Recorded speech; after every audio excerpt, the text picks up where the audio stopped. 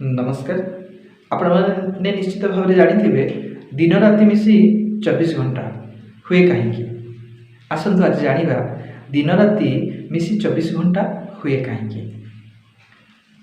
भारतीय जो ज्योतिष शास्त्र अनुसार ज्योतिष गणना अनुसार आम जाचु 12 जो राशि रही मेष वृष मिथुन कर्कट सिंह कन्या तुला बिछा धनु मकर कुंभ मीन जो 12 गोटी राशि रही